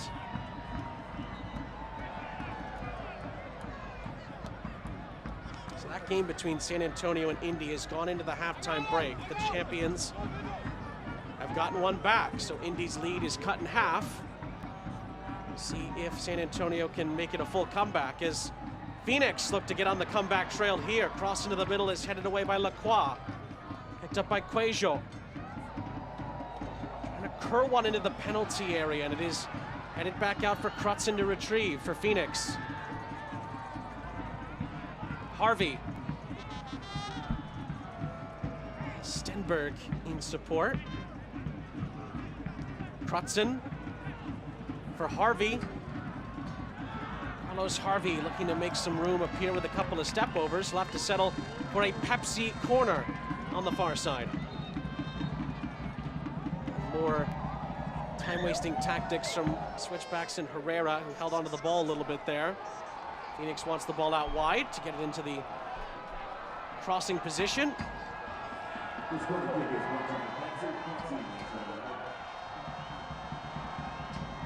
Phoenix has been a team that has improved on the road compared to last season. Last year they had just 3 road wins, which is just so unlike Phoenix. This year they have 5. And tonight would be a 6th that they can pull off this comeback attempt, but they have to get the first goal. And that ball in from Daniel Krutzen. is going to be easy for Christian Herrera. For Colorado Springs, if they win tonight, they get up to 53 points, which, you know, it makes it likely for them to struggle to get the conference final. You know, if we're being optimistic, Colorado Springs fans are going to like what I'm about to say. But if they make it to the final on November 12th, yeah, they even have a bigger chance at hosting that game.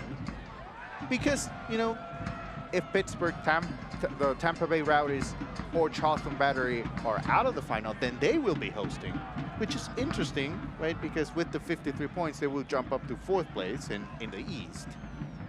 So if you want to be optimistic and you're watching in Colorado Springs and you want to make plans for November 12th, think twice about it. There's a reason for it, maybe. Just make sure your plans are soccer related. There you go. That's actually why that Rowdies Louisville game has a little bit of extra spice to it, as Jairo Enriquez makes a nice turn. Fuenmayor does very well to clean things up. It's because the Rowdies are actually trying to catch Sac Republic for the 2nd overall seed in the league. So if Pittsburgh weren't to make it to the final and the Rowdies or Sac Republic were able to make it, for example, in that scenario, Sac Republic, if they beat Miami later, would host the final. So those are kind of things you're trying to play for to have in your back pocket. And as I say that, by the way, Louisville have scored. Oh, boy. So it's 3-2. We're getting into stoppage time at Lynn family. And in the meantime here, Phoenix are going to make a couple of changes. Panos Armanakis is going to come on for Emil Cuejo. And we'll also see Fede Varela come on as well for Phoenix. A double switch. As Phoenix look to get some more attacking players on to try and make a run. It's a comeback attempt down by 2 goals, and looks like Derek Formella is the 2nd player to come off on 2 William J. Hibble Sports Medicine and Performance Center substitutions. Still no changes yet for the Switchbacks. It's the same 11 that started the match. Phoenix are trying to find their way back. Fuenmayor's ball aim. He's headed out of trouble. Phoenix will recycle the play. Armanakis. Little give and go with King. Fuenmayor. 20 minutes of the 90 still to play here at Widener Field. Zambrano forced backwards. And then plays a lovely ball in behind, but maybe too much on it in the end for Trejo.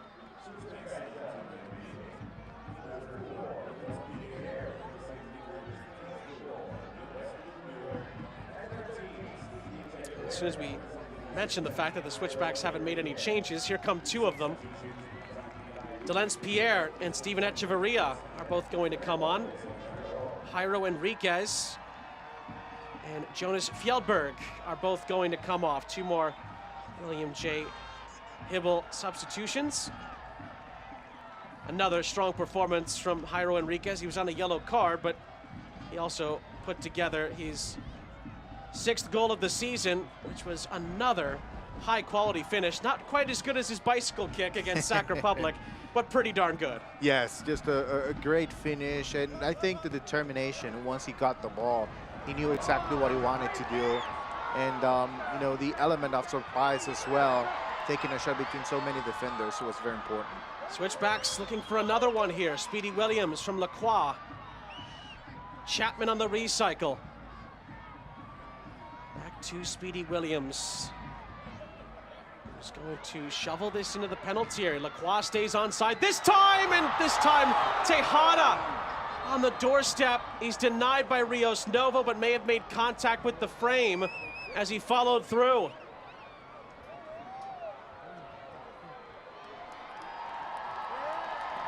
Well, a beautiful feed here from Speedy Williams. And similar to the first goal, Lacroix with the feed, looking for Tejada. Just a different angle this time. Man, he really put it all out there for that opportunity. Great effort by Juan Tejada. He's unlucky. Rios Novo actually makes a very nice save on that. Tejada looks to be okay after running into the post after he went all out for that, as you mentioned, Jose.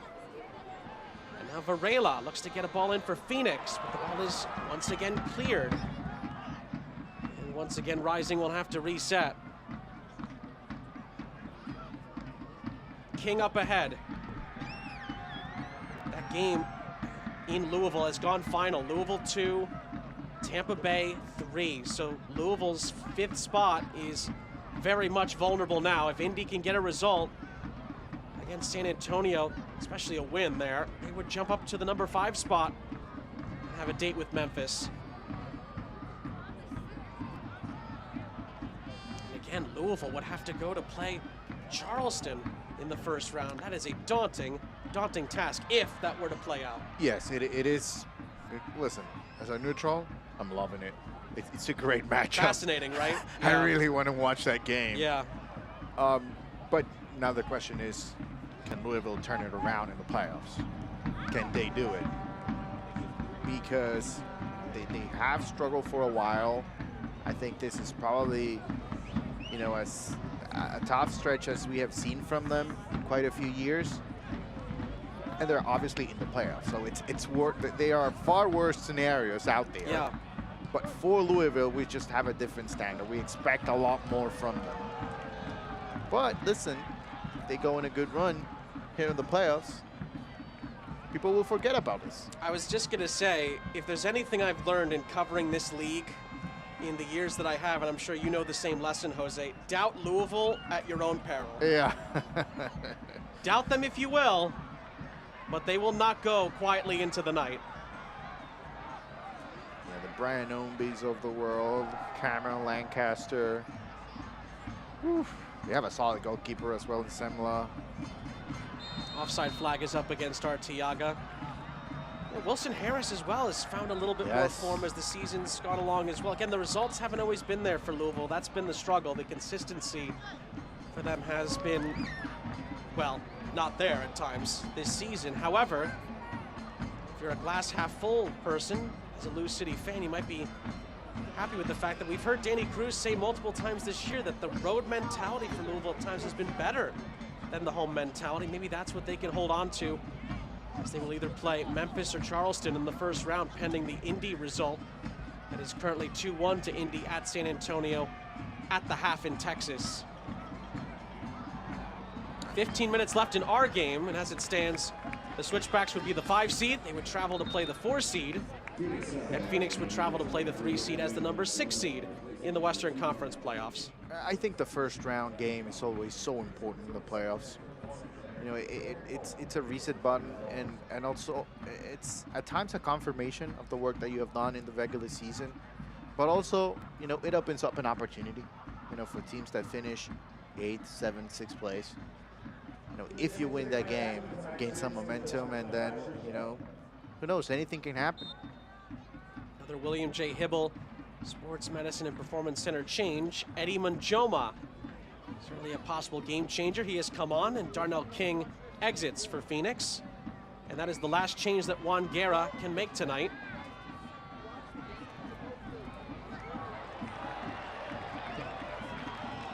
Ball is played ahead for Malik Foster. Certainly a third goal would wrap up the points and the 5th seed for Colorado Springs if they can get it. In a lot of ways, they've managed this second half rather well, and the changes that Juan Guerra has made haven't really taken hold yet amongst the Phoenix ranks.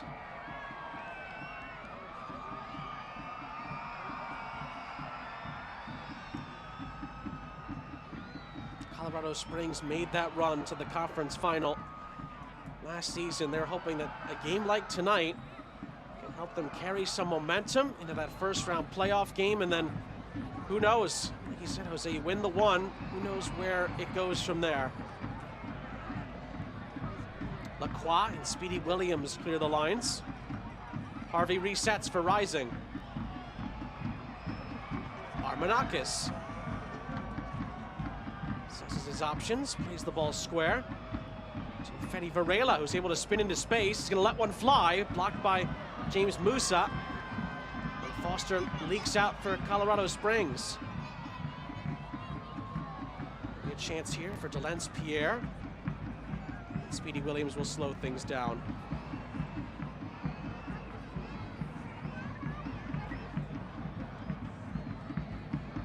Again, later on tonight, Orange County against Monterey Bay. San Diego against Las Vegas. Those are the two games that Switchbacks fans and Phoenix fans will be looking at, regardless of how this result plays out, because that will dictate who they play in the first round of the playoffs. And then the big one, regardless of who you support in this league, that everyone will be watching later on, Oakland and El Paso. A playoff game before the playoffs, if you will. Oakland has to win. El Paso just needs a point. And the reward? A trip to Sacramento. That is worth remembering in that scenario, I would say. Yeah. You get the best team in the West. Yes. But, you know, that's what they want. Yeah. It's what Miami will be fighting for later, a trip to Pittsburgh. Yeah. And if they don't get it, Detroit will. We'll see how all of that plays out later on tonight in that 10 o'clock Eastern window.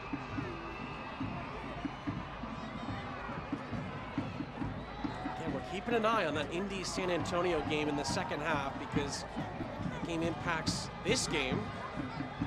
It'll impact New Mexico's playoff hopes as well, potentially, but also it'll impact how the Eastern Conference playoff matchups shape up, because we could get an Indy-Memphis first-round game, and then you said it earlier, Jose, how juicy would a Charleston-Louisville first-round matchup look? That could be in the cards, but there's a long way to go in San Antonio. 11 minutes plus stoppage time to go here. Tejada and Enriquez with the 2 goals for the Switchbacks. Tejada just poking it over the top, trying to get it into the path of Echeverria. And Tejada trying to scoop it into the path of Pierre. It's a Phoenix throw. It's going to be another double switch for the Switchbacks. Shane Beckford is going to come on, and Tyreek McGee is going to come on as well. Jay Chapman will exit after another strong shift from the midfielder. 2 more William J. Hibble Sports Medicine and Performance Center swaps.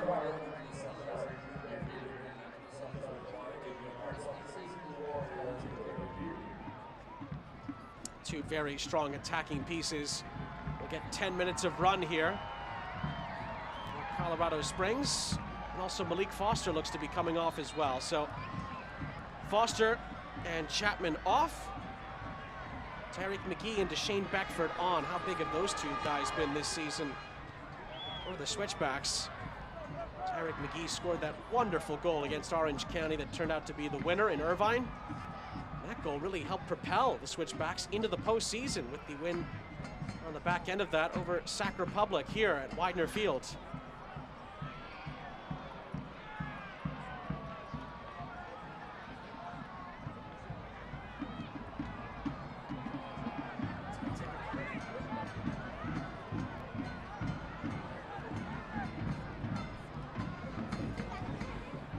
Trejo on the step overs. It's actually well defended by Shane Beckford, not known for his on-ball defending. He does rather well there. Well, and that's, I think that's the next step in his game, right?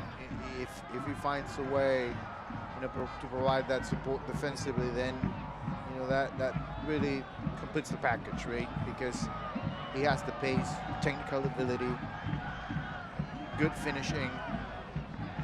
But if he's able to become more than just a 1v1 player and really help tactically the team, look out for Beckford.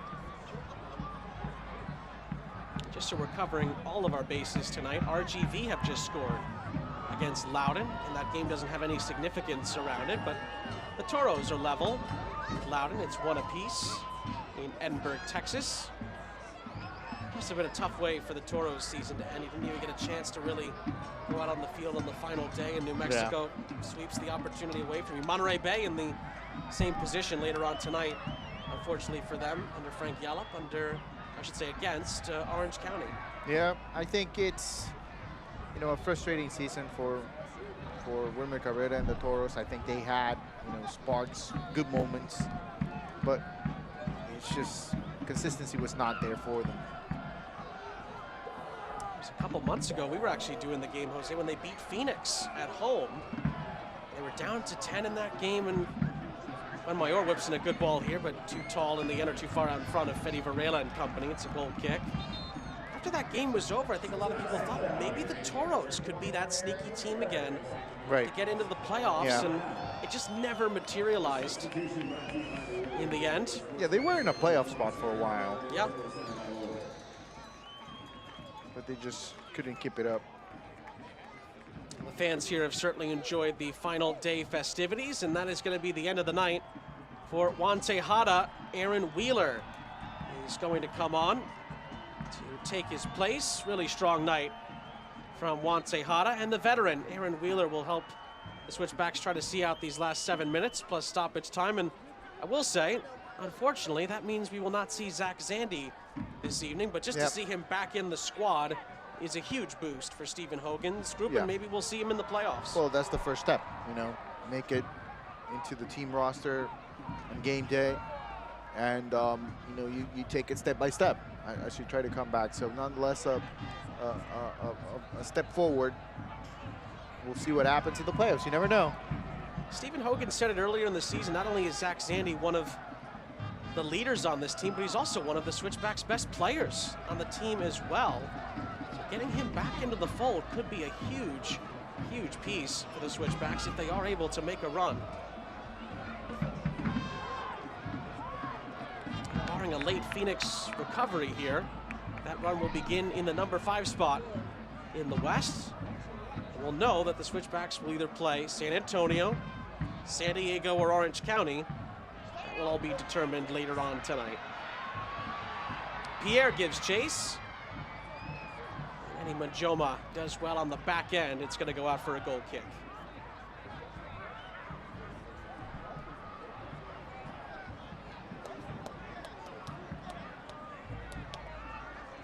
Sean St. Jacques, Jose Rodriguez here with you, our entire crew. Appreciate you joining us. It's been a fun game at times tonight at Widener Field. 2 attacking sides that will be looking to make deep, deep runs in the USL Championship playoffs. And seeding has been the biggest thing on the line tonight, but we've seen some lovely finishing and some good goalkeeping as well. Rios Novo and Herrera both made some very good saves.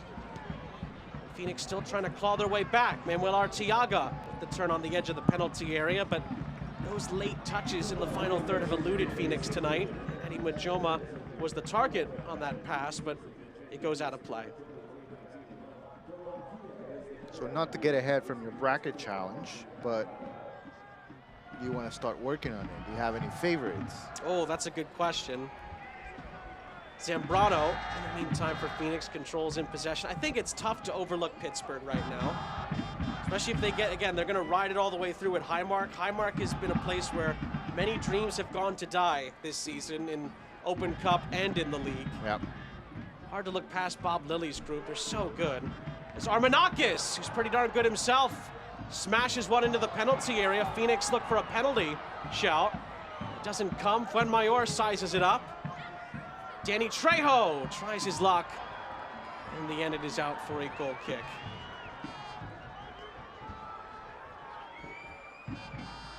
This is a look at a potential handball inside the penalty area. Well, and James Musa, almost as if it was okay to do what he just did, almost just nonchalantly sticks his elbow. Yeah, I think that's out a there. penalty. Yeah, that's a missed call by the referee. And referees also, by the way, are fighting for a playoff spot That's in also every single fair. game. Yeah, so that's not going to go well. He almost did it so nonchalantly that it was okay.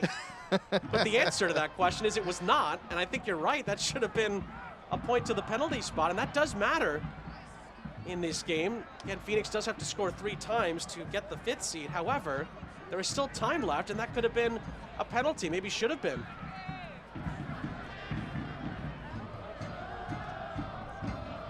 When it first happened live, it just looked like it just hit off the side of Musa. Yeah, but it didn't look like it, but you know, I think the assistant referee maybe had a better angle. yeah.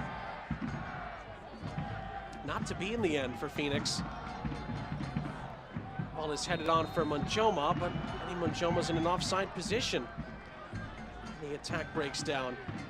Just go back to your question, Jose. I don't like to dodge these. I want to try to give a decent answer on these. For me, the top three, regardless of league: Pittsburgh, Sac Republic, Tampa Bay. I think those are the three that you're most likely going to see in the end. However, the other teams I think about are Orange County and San Antonio, and possibly a team like Charleston, maybe even San Diego in their last season. There's already been talk of, bury us with the cup kind of talk. If it's going to be San Diego's last stand, let it be in the final with the trophy. That could be enough motivation, but again, I think there are other teams that might relish going to San Diego and wanting to take them down. So that's my pick right there. Really? San Diego. How about that? Yeah, I think they make it to the final. I think they win the West. Wow. I think they win it. And to be fair, we could be sitting here at the end of the night with San Diego in the 2 spot. That is possible. Yeah, it is very much possible. So that would be a very kind route for them potentially. Not easy. New Mexico are not going to go down lightly, but that's maybe an easier game matchup than having to play the Switchbacks, Phoenix, something like that. Can we just put it on the record that I trusted San Diego before they were the 2 seed? Because they're not right now. Oh, so this is why we're going down this You way. have to give me credit. You have to give me credit once it's all said and done. I see where you're going with this. It's going to go out for a Pepsi corner for Phoenix. And as we're having this conversation, by the way, the things around the league, it's changed again. Indy have scored a 3rd goal. Oh, boy. And they lead San Antonio 3-1. Wow, wow, wow. That could be a huge sticking point as this night goes along. Into the 90th minute here, Switchbacks closing in on clinching the number 5 seed in the West. Phoenix trying to find their way back, at least try to get a result. But the ball is played up ahead here, and maybe Phoenix overcommitted. McGee with the early ball, but it's too close to Rocco Rios Novo, and he shepherds it out beautifully for a goal kick. That's very, very good goalkeeping. It's over. Come on, 3. Just a missed opportunity that time, Sean. It's a 2v2, but with McGee and Beckford really and the pace that they have at the top, there's no contest there. So just unfortunate for Colorado Springs. We're into 2 added minutes at the end of the match, brought to you by the Tick-Tock Shop. And Phoenix will have to score a handful of goals in a few minutes here, and they nearly get one back. Artiaga gets his head on it, but it's a looping header in the end. And it's easy enough for Christian Herrera. And the Switchbacks are nearly over the line.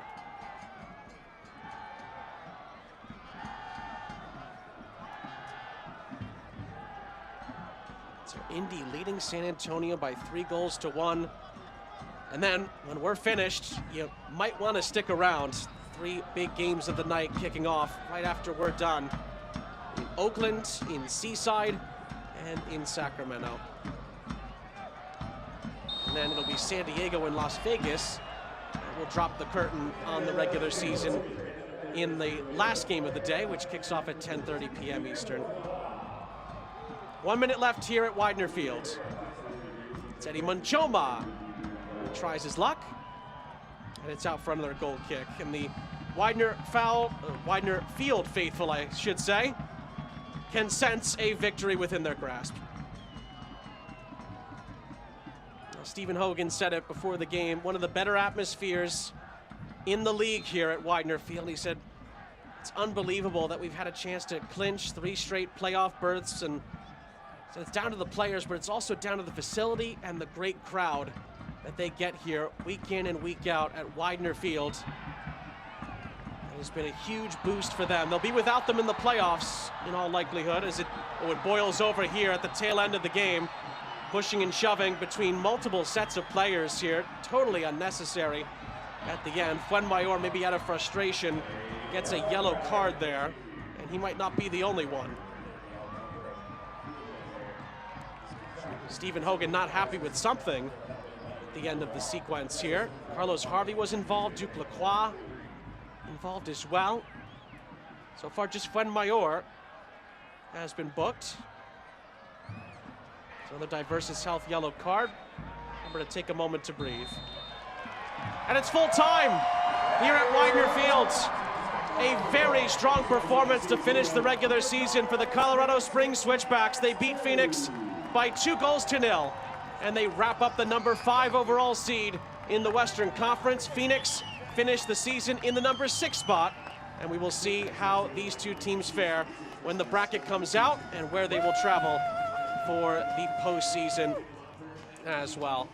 Juan Tejada is the Better Business Bureau man of the match tonight. He was tremendous, got the winning goal, and his extra effort on multiple plays were tremendous. And Better Business Bureau man of the match. Read verified customer reviews and check business ratings at bbb.org. Another tremendous performance from the Panamanian.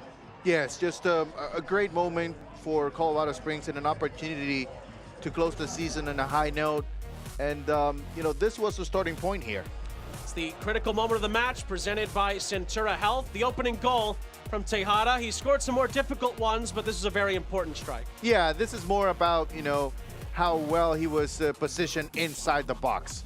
You know, the positioning was just perfect. We saw a similar opportunity in the second half. He was not able to finish. This time, in the first goal, he was doing the perfect setup inside the 6. Great night for the Switchbacks. They finished the regular season on a high. Phoenix head back to the drawing board as the Widener Field faithful celebrate a 2-0 Colorado Springs win. We'll take a break, and we'll wrap it all up next. Burgers for the mind, tacos for the heart, and chili for the soul. We're Felipe's 109, home of the taco burger. Local flavors, family owned, love, peace, green chili, y'all. Hi, I'm Scott Kilbury, host of Rocky Mountain Quiz Kids. We have 30 of the best and brightest schools from all across Southern Colorado competing for the top spot. Question is, who will come out on top? Watch Rocky Mountain Quiz Kids Sundays at 6:30, sponsored by the Pikes Peak Library District. At Fox 21, we say we are Southern Colorado, but what does that really mean? It means we bring you the local stories from our towns, our people. With stories that show how you live, work, and play. Plus the stories that impact our communities. We want to tell the stories that are important to you because we are Southern Colorado.